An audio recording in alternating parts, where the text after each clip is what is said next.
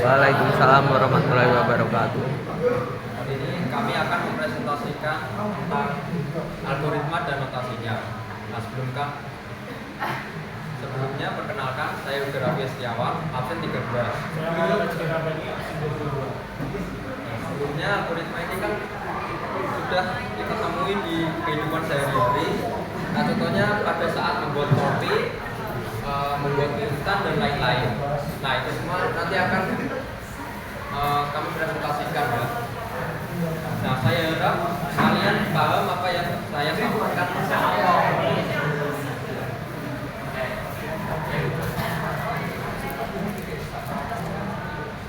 Nah, ini adalah materi-materinya, yaitu adalah definisi dan pentingnya algoritma. Yang kedua adalah jenis-jenis notasi algoritma. Yang ketiga adalah aplikasi dan pilihan notasi. Selanjutnya adalah pengertian dari algoritma. Algoritma adalah serangkaian instruksi terhingga yang jelas dan terstruktur untuk memecahkan suatu masalah atau mencapai tujuan tertentu. Nah, ini adalah jantung dari setiap program komputer.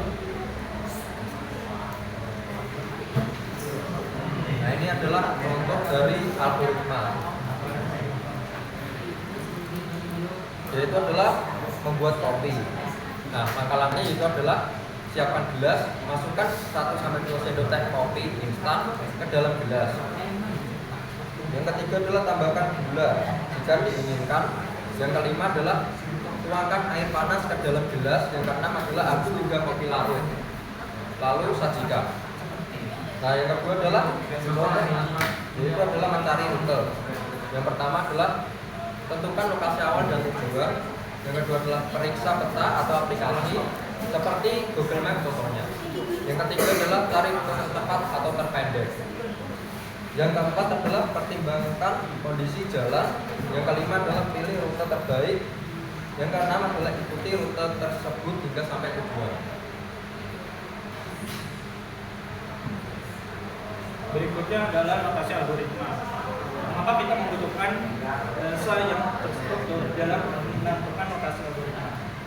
Itu dikarenakan notasi algoritma sendiri itu bermanfaat untuk memudahkan kita dalam menyampaikan ide, menyusun solusi, dan memastikan langkah-langkahnya bisa diikuti, sehingga menjadi penghubung antara pemikiran manusia dengan eksklusif yang dilakukan oleh mesin. Kemudian membutuhkan 3 hal untuk menciptakan notasi algoritma yang terstruktur. Itu yang pertama adalah kejelasan. Kejelasan diperlukan agar notasi algoritma membantu menghilangkan ambiguitas, yaitu keraguan makna, dan memastikan setiap orang memahami langkah-langkah yang dilakukan oleh kita. Kemudian yang kedua adalah perancangan. Dengan notasi algoritma, pengembang bisa merancang solusi sebelum mulai menulis program. Dan yang ketiga adalah komunikasi. Notasi algoritma membantu tim untuk bekerja sama dengan mudah, karena semua orang harus memahami langkah-langkah yang sama. Selanjutnya adalah algoritma deskriptif atau pemecahan masalah dalam bahasa sehari-hari. Dan notasi ini itu menggunakan kalimat-kalimat yang sederhana dan mudah dipahami, mirip seperti instruksi manual. Notasi ini cocok digunakan untuk menjelaskan konsep yang sederhana untuk komunikasi non teknis.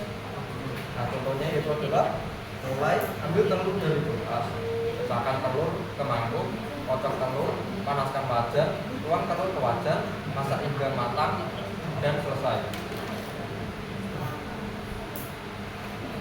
Kemudian yang kedua ada pseudocode, mirip seperti algoritma deskriptif, cuman kali ini dalam bentuk ketikan langsung pada programnya.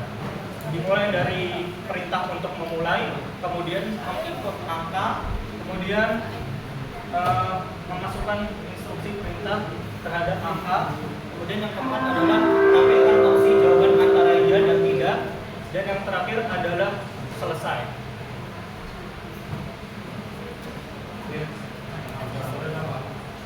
Kemudian flowchart. Flowchart adalah diagram dengan simbol-simbol khusus untuk menunjukkan langkah-langkah perubahan dan alur data dalam algoritma. Ini memudahkan kita memahami proses secara visual dan berurutan daripada algoritma visual. Contohnya bisa dilihat sini.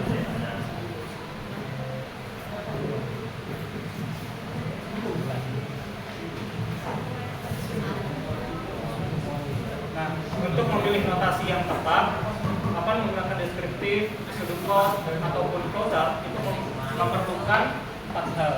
Yang pertama adalah konsep awal. Notasi deskriptif sangat cocok digunakan saat brainstorming atau menjelaskan ide dasar kepada orang yang non teknis atau sama sekali belum memahami mengenai algoritma pemrograman.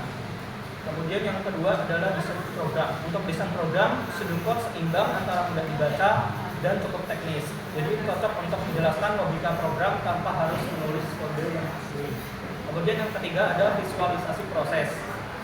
Untuk visualisasi proses cocok untuk menggunakan flowchart karena kan memudahkan kita melihat alur program yang rumit dan keputusan bercabang melalui tampilan visual yang jelas.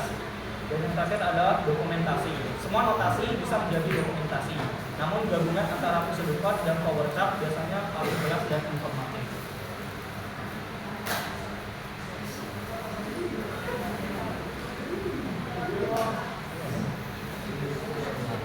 Untuk kesimpulannya yaitu algoritma adalah langkah-langkah logis untuk menyelesaikan masalah. Untuk menuliskannya digunakan notasi algoritma agar lebih mudah dipahami dan didokumentasikan. Tapi tiga bentuk notasi yang umum digunakan adalah notasi deskriptif yang memakai bahasa sehari-hari. Ini cocok untuk penjelasan sederhana. Yang kedua adalah pseudocode yang menggabungkan bahasa alami dan struktur pemrograman. Ideal untuk merancang solusi. Nah, yang ketiga adalah serta flowchart yang menyajikan alur algoritma secara visual. Ini sangat membantu dalam memahami proses yang kompleks. Sekian presentasi dari kami. Mohon maaf bila ada salah